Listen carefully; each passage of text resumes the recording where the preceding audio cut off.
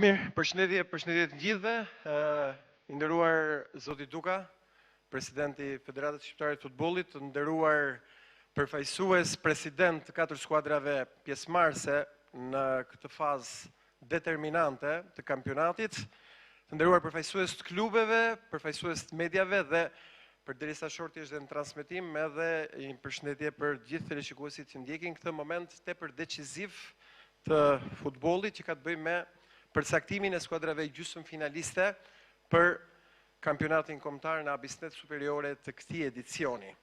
Natyrisht një garë fort që ka ulur siparin e 36 javëve, e ku natyrisht ky është momenti më vendimtar. Unë do desha menjëherë që t'i jap fjalën presidentit Duka në lidhje me një përshëndetje të rastit për gjithë pranishmit për këtë moment dhe në këtë short që është tepër i rëndësishëm, president.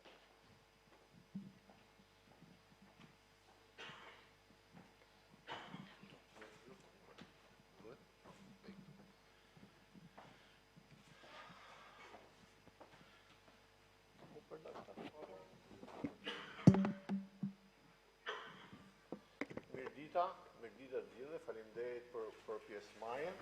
Sot është zakonisht muaji maj në traditën e futbollit shqiptar është muaji i verdikteve, i konkludimit të gjitha garat. Pa ajo që është gara më e rëndësishme e kampionateve në Shqipëri është kampionati i kategorisë superiore, dhe tani që jemi në fundin, le të themi, e pjesës parë të kampionatit, unë duhet t'i falenderoj gjithë klubet, të 10 klubet pjesëmarrëse në kategorinë superiore, futbollistët, trajnerët, gjithashtu dhe gjithë ato që e kanë mbështet kategorinë superiore gjatë këtij edicioni, për mua vërtet i bukur, me shumë garë, me shumë konkurrencë, deri në ditët e fundit, pothuajse ishte e papërcaktuar, le themi, renditja e skuadrave dhe pjesëmarrja.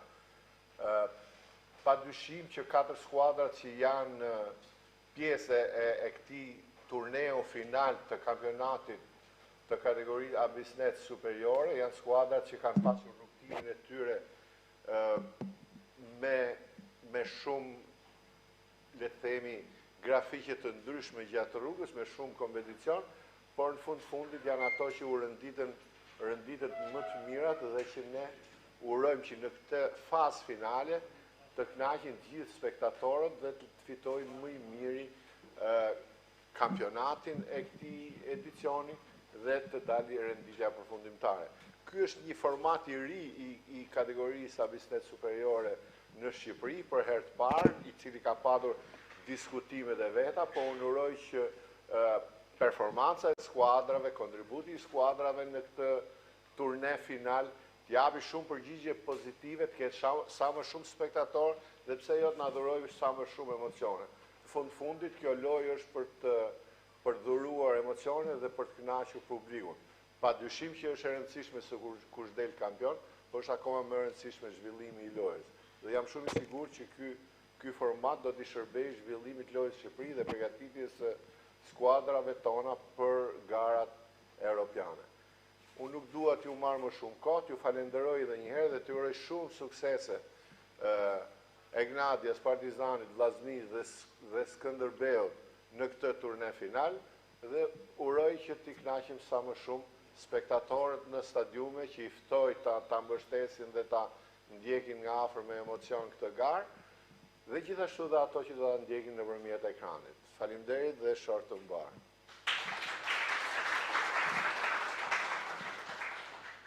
Faleminderit, president. Ishte përshëndetja e zotit Duka. Tani do të shkojmë në një material të shkurt të referuar 36 javë.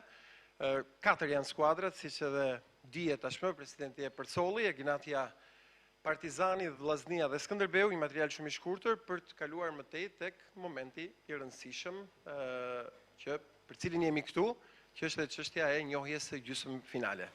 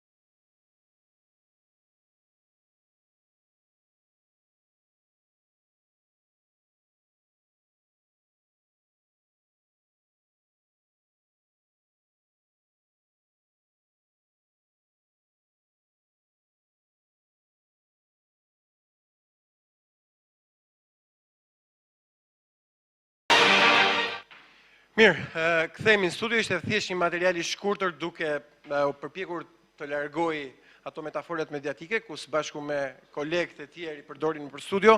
Vim tani tek momenti tepër decisiv, do të ftoj shefin e departamentit garave në Federatën Shqiptare të Futbollit, zoti Marius Sulejmani, i cili do t'ju sqarojë gjithçka në lidhje me procedurën e shortit.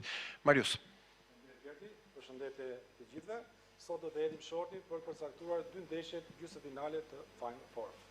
Në bazë të rregullores së aktivitetit, 4 ekipet e kualifikuara të parat në gjatë mbarimit të kampionatit ndahen në 2 vaza. Në vazën e parë është Egnatia dhe Partizani, ndërsa në vazën e dytë është Vllaznia dhe Skënderbeu. Ndeshjet gjysmëfinale të Final Four do zhvillohen me një takim dhe në rast do kemi barazim, çdo lloj barazimi, ekipet që janë garantuar në vendin e parë dhe vendin e dytë kalojnë për ndeshjen finale që zhvillohet në datën 26 maj. Ndeshja finale në datën 26 maj, nuk do kemi, në rast do kemi barazim, normalisht do kemi dhe shtesë, extra time dhe më pas penalti. Ndeshjet gjysmëfinale do zhvillohen në datë 17 dhe 19 maj.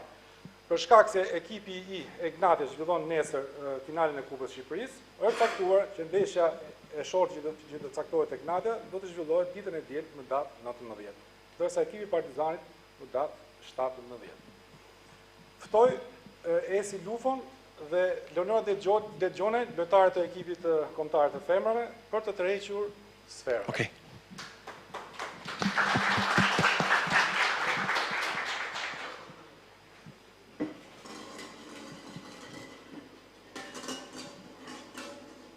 Lutem.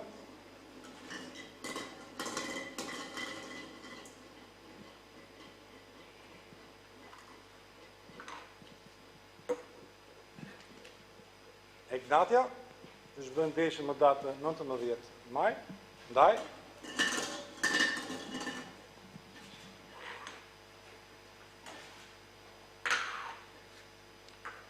Egnatia Vllaznia. Për procedurë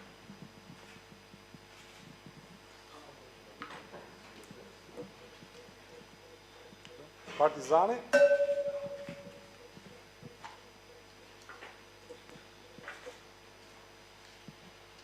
Skënderbeu. Faleminderit vajza, faleminderit Marius dhe për gjithë shpjegimin.